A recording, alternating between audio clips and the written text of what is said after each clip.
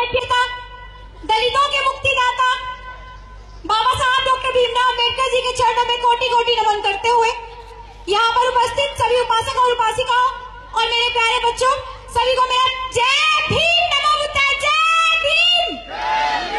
साथियों, जैसा कि हम सब लोग जानते हैं कि आज दीपावली है, लेकिन हम यहाँ दीपावली नहीं, हम लोग यहाँ दीपदान उत्सव मनाने के लिए बैठे हैं। सबसे पहले मैं आपको बताना चाहूंगी कि दीपदान उत्सव हम मनाते क्यों हैं। भगवान बुद्ध के दिए 84,000 उपदेश, भगवान बुद्ध के दिए 84,000 उपदेशों की याद में सम्राट अशोक ने इस जम्बूद्वीप भारत में 84,000 धन स्कंद बनवाए। इसलिए हम लोग दीपावली मनाते हैं।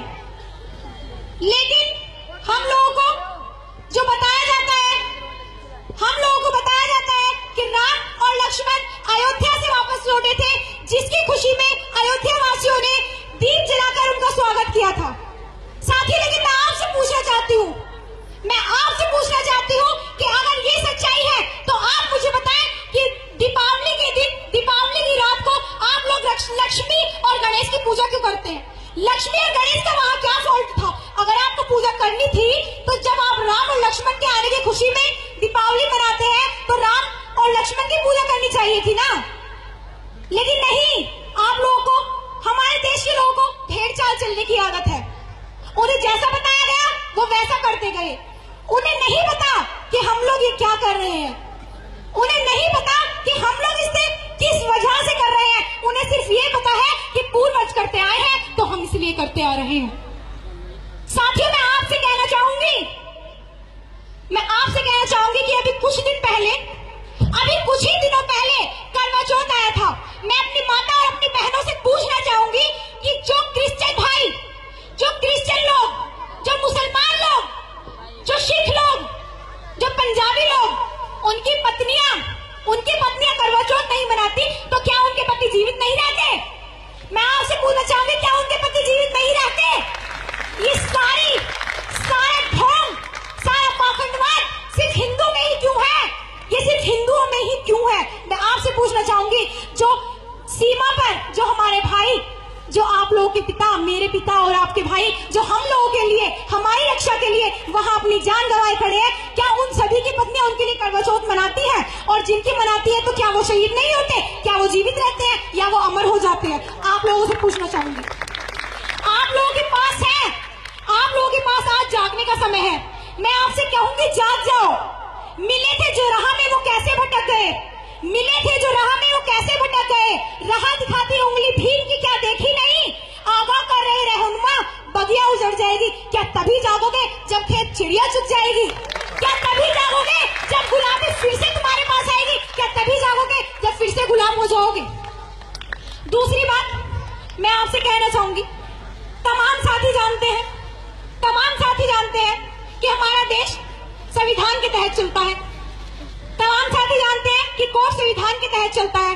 तमाम साथी जानते हैं कि जज तो संविधान के तहत चलते हैं। उसके बावजूद कोर्ट में केस शुरू होने से पहले हमारे सामने भगवत गीता रखी जाती है और कहा जाता है, कसम खाओ, जो कहोगे सच के सिवा कुछ नहीं कहोगे। क्या आप लोगों को नहीं लगता जब संविधान के तहत सब कुछ चलता है तो हमारे सामने संविधान लाके कहा जाए कि संविधान की कसम खाओ, जो कहोगे सच के सिवा कुछ नहीं कहोगे? क्या नहीं लगता आपको? ये सिस्टम बदलना चाहिए या नहीं? कैसे बदलेगा? जब सत्ता हमारे हाथों में होगी। और सत्ता हमारे हाथों में कब होगी? जब बहन जी इस देश की प्रधानमंत्री बनेंगे, उस दिन सत्ता हमारे हाथों में होगी।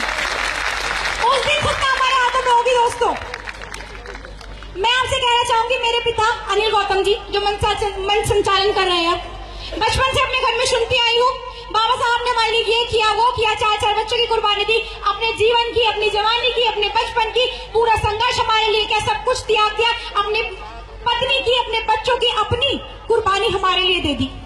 मैं पूछना चाहूंगी, कहाँ है वो कुर्बानी? दिखाओ जरा मुझे, मैं आपको बताती हूँ कहाँ है वो कुर्बानी। बाबा साहब जहाँ के थे वहाँ चले गए, वो जहाँ के थे वहाँ चले गए। उनके 4 बच्चों की कुर्बानी, उनकी पत्नी की कुर्बानी, उनके बचपन की कुर्बानी, उनकी जवानी की कुर्बानी, उनके पूरे जीवन की कुर्बानी संविधान के अंदर है साथियों। और संविधान सिर्फ मेरा या आपका नहीं, आपका ही नहीं है, संविधान सिर्फ मेरा और आपका नहीं है साथियों। तो एक बार जोर से जय भीम तो हम बोलते ही हैं, लेकिन वो जय भीम की शक्ति है कहाँ? जय संविधान, जय संविधान, जय संविधान। दूसरी बात, तीसरी बात मैं आपको बताना चाहूंगी, प्रैक्टिकल करके देखना आप लोगों को खुद पता चल जाएगा। एक पत्थर लो और कुत्ते को मार के देखो, भाग जाएगा वहां से, बिल्कुल भाग जाएगा।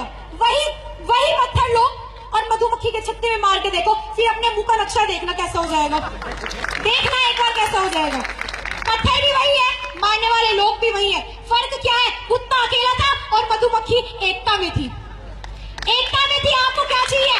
एकता चाहिए, आप लोगों को एकता चाहिए। अगर बिखरे रहे ना तो साथियों वो दिन दूर नहीं जब आप फिर से गुलामी में होंगे, वो दिन दूर नहीं। अपनी माता और बहनों से कहना चाहूंगी, ये जो बेतु के त्योहार आप मनाती हो ना, बेतु के जो त्योहार मनाती हो, इन्हें छोड़ दो।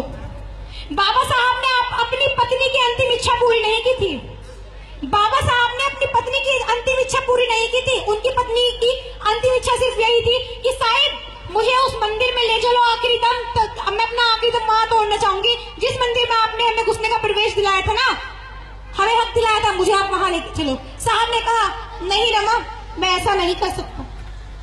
उन्होंने कहा क्यों? आपने इतना संघर्ष किया, हमें वहां जाने का अधिकार दिलवाया, इतना अपमान था, आप मुझे मना कर रहे हैं।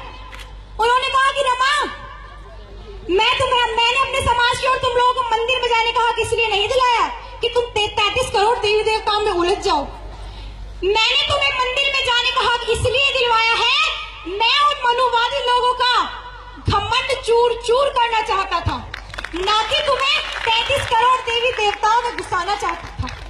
तो मैं आपसे कहना चाहूंगी, हमारा भगवान मेरा नहीं, आपका नहीं,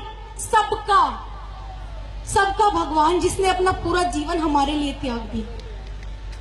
हम लोग कितना भी नहीं कर सकते, क्या हम लोग इतना भी नहीं कर सकते कि उस पाखंडवाद से दूर निकल जाए? उसमें हमारी ही भलाई है, वरना वो दिन दूर नहीं, फिर से कहूंगी वो दिन दूर नहीं। अगर आप आज इन पुरुषों के बराबर में बैठी है ना, नए नए वस्त्रों में, और मैं यहाँ बोल रही हूँ एक लड़की होकर के, तो ये किसी और की देन नहीं है, ये बाबा साहब डॉक्टर भीमराव अंबेडकर जी की देन है, जिन्होंने 1951 में हिंदू कोड बिल के तहत मुझे और आप सबको ये तमाम अधिकार दिलाए। साथियों, समय बहुत कम है और वक्तागण बहुत ज्यादा है, तो मैं अपनी बात को शॉर्ट में ही विराम देती हूँ, अपनी बात को यही विराम देती हूँ।